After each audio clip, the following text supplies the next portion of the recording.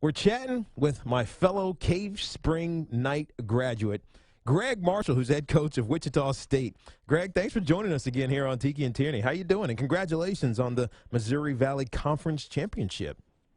Thanks, Tiki, man. I'm great, buddy. I just can now relax a little bit this week and just take in some college basketball. I actually went recruiting yesterday, and we're practicing today and tomorrow. So this is a much less stressful year than we've been put through for the last couple of seasons. It wouldn't have felt like it was less stressful after seeing you win the Missouri Valley Conference and then go off on our Jerry Palm, man. What's up with the beef with you and Jerry Palm just because he thought you guys wouldn't get in?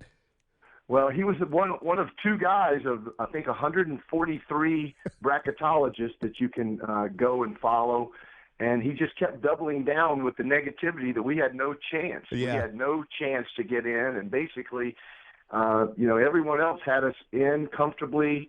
I just thought that, at some point I had to stand up for my guys. And I think with a Ken Palm of 10 and a Sagarin of 13 and all the other things that we had going for us. Had we lost on Sunday, we were comfortably in. But I guess when you take a stand and you double down, you just can't let it go. Yeah, no, you finished the season 30-4, and I was looking at it this morning, and I said this to Samter, our producer. I'm like, how in the Jerry's? I mean, I love Jerry. He works for us, but I mean, I'm like, he's wrong, man.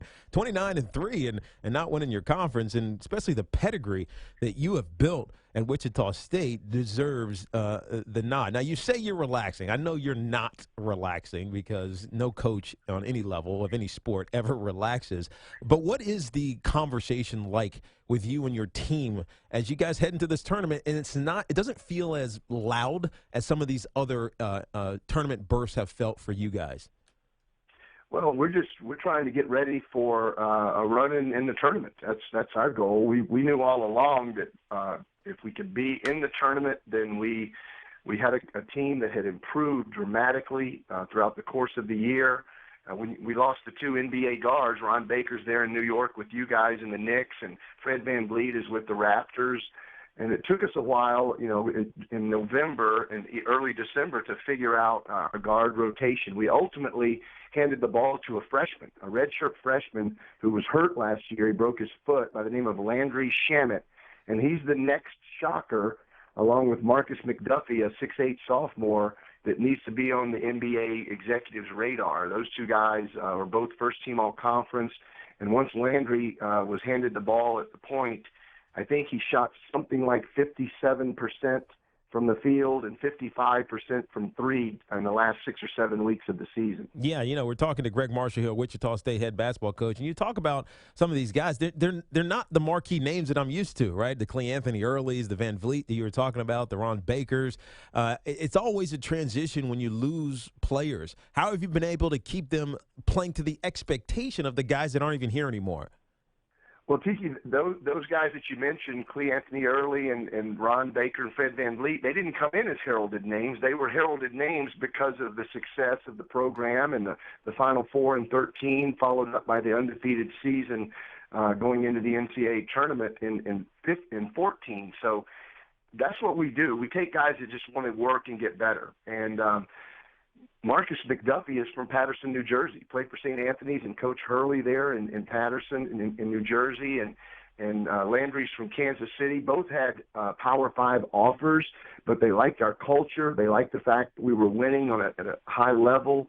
And they're not me-first guys. They're team-first guys. And they come in and they sacrifice. They share the basketball. They work extremely hard in the classroom and in the weight room and in the film room, as well as the practice court and the game court, and they help us win. I mean, we're about 10 or 11 deep, so these guys play about 28 minutes as opposed to 36, 37 minutes, but they really put up tremendous numbers, and their talent is unmistakable. You'll get a chance to see them now in March Madness if you haven't already done so. Yeah, I don't think a lot of people have, and it's interesting when I think about the conference that you're in.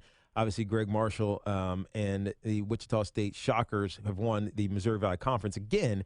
But I read this, and it caught me. It said Wichita State is not a mid-major. They are a major program playing in a mid-major conference. When you hear things like that, and it kind of sets you above I guess everybody else that's there. How do you deal with that? Because it almost feels like if you have any type of failure, then it's like you fall off the edge of the cliff and you don't deserve to be in the conference. I think that may be where Jerry Palm's mind was. Well, how do you respond when you read or hear things like that? Well, I just my response all along, Tiki, has just been watch us play. I mean, anyone that knows the game of basketball, when they watch us play, they realize, wow, their size, their athleticism, their skill, how hard they play, not to mention what they've accomplished in the last 5 seasons.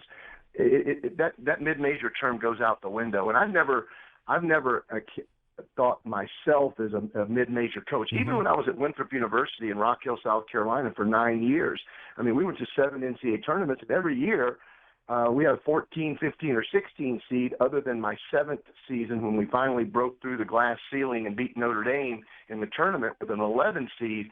I always thought, hey, we're only equal with these teams that we're playing in this tournament, and we have a great chance to win if we go out and play well.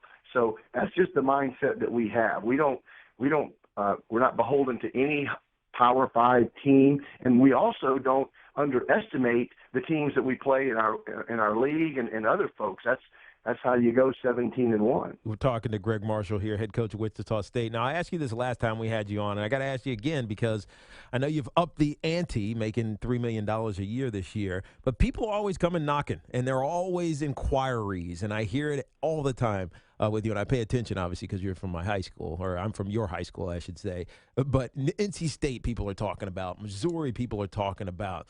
How do you stay focused on doing what you do when all of these other opportunities, not that you're ever going to exercise them, are right there and you have to hear them?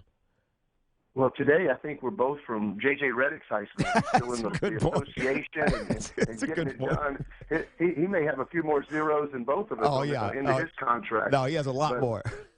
Yeah, so, I mean, we coach our team. I've been fortunate enough, Tiki, in my 19 years as a coach to probably have 12 to 13, maybe 14 years where I've had opportunities to leave, and I've left one time. I left Winthrop University after 9 years and came to Wichita State, and I've now been here 10. So I don't let the noise affect me. My players obviously don't let the noise affect them. And the way I put it is I would much rather play for a coach that has done so well he has opportunities to leave as opposed to one of these guys that doesn't realize in the next couple of days they're probably going to get a pink slip. Yeah, no, and that happens. Which brings me to the question that I kind of wanted to ask you from jump, and I'll ask you now because it pertains to what I was just asking you. What rank these 4 things, right? All right, loyalty, the money, the chance for ultimate success, and by that I mean winning a national championship, or getting recognition. What falls important to you on that list? I think loyalty and the money would have to be 1 and 2.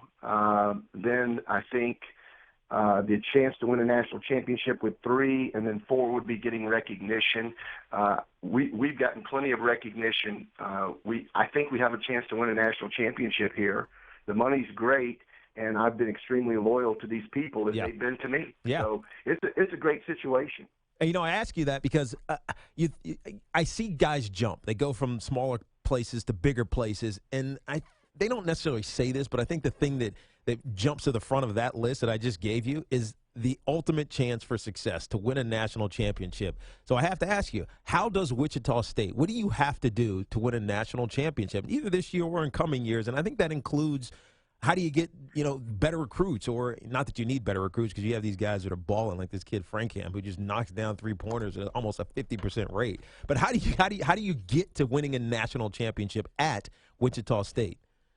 Well, to be honest with you, we were very close in 13. I mean, we led by 12 points almost midway through the second half against Louisville, and the game changed a little bit on a few calls, and they made a great run and knocked down some big-time shots, and we lost in a close game. But we had an opportunity in 13. Our 14 team had an opportunity. We had a terrible draw with Kentucky as an 8 seed, which was ridiculous. Yeah. But this year we have a chance. And Tiki, I don't lose anybody off this team. My 2 seniors were both former walk-ons, so we've got all the recruited scholarship players back. Plus, we're adding a couple to the stable. So we feel like we're really set up well this season. If we get a good draw and we play well and get a whistle here and there and make some shots, and then next year we should be preseason top 15, top 10 maybe. So who knows? It's going to happen one day. Butler came the closest, but it's going to happen one day, and don't be shocked. Yeah, well, when it happens, make sure you come right back to Tiki and Tierney and have a conversation with us, because I appreciate it. I'm going to retire and do a movie and just sell the movie rights. That's actually smart. And then you'll be playing in J.J. Redick land.